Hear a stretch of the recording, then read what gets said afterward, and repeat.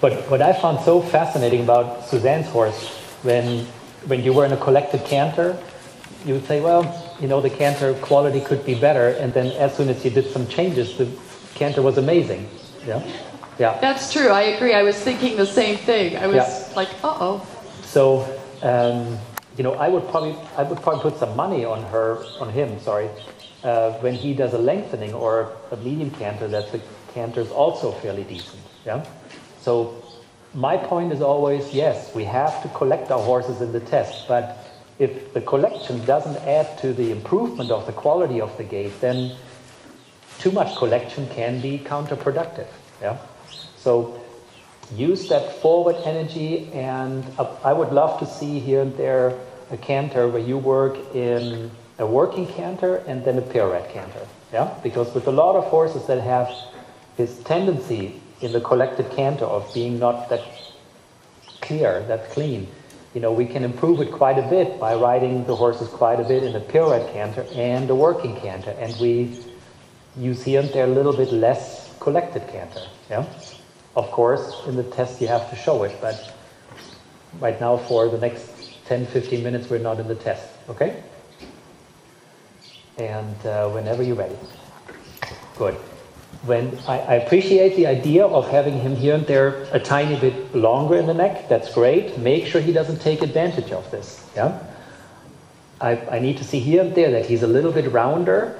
And as we've done with many horses before, when you deal with this type of canter, never keep the horse too long in the same tempo. Change it. Yeah. Change it more. Go more forward, more, and go once down the long side. Yeah, and then think about a little shoulder four, and here and there still ask for a little bit more of a rounder position. Yeah, there we are. The canter gets actually quite good. Yeah, and now show me once a pirouette canter when you're ready, without turning, just the canter that you would have in the pirouettes, even more like a pirouette canter. Canter in place. Yeah.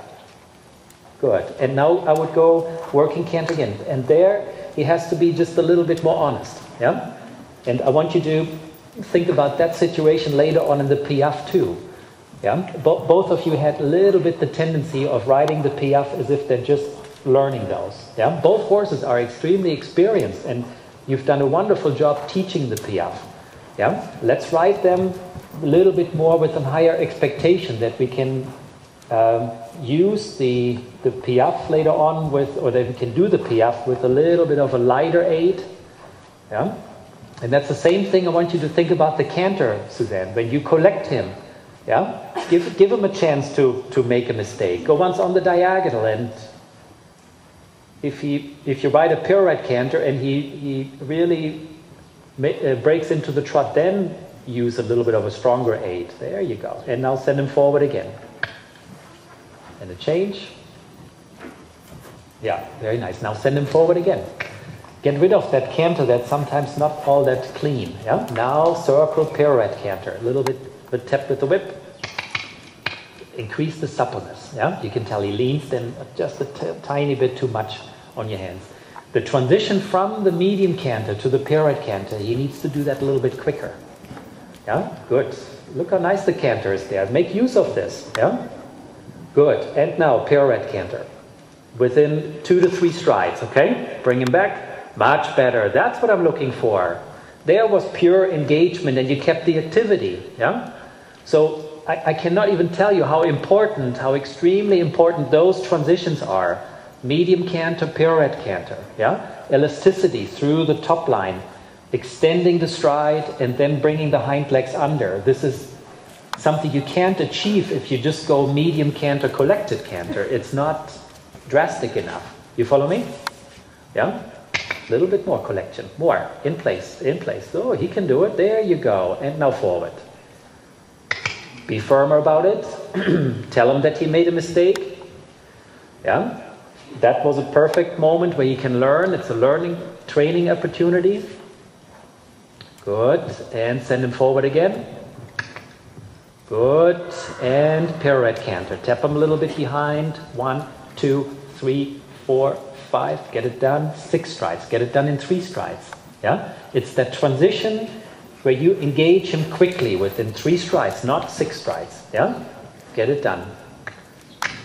Good. And now, yes, that's what I'm looking for. Okay. Much better. Good. Now write a line of 3 tempis. Yeah? Yeah, canter's better. Keep him closed like this. Yeah, that's good. Good. Light 8s. Yeah. Good. Forward. Good. Forward. Really nice. And give him a walk break. Yeah, quite good. So that's how I would work him in canter. Yeah, I would never keep that canter too long in the same tempo. You know what? Even in the half passes, I would not keep it collected. Even there, I would go medium canter in the half pass, a moment pirouette canter, and keeping it very, very creative there. Yeah, that looked quite good. For the 1 tempis, I saw, for my taste, a little bit too much the idea of still riding the horse as if they're learning the 1 tempis. Yeah, both horses tricked you guys a little bit too much into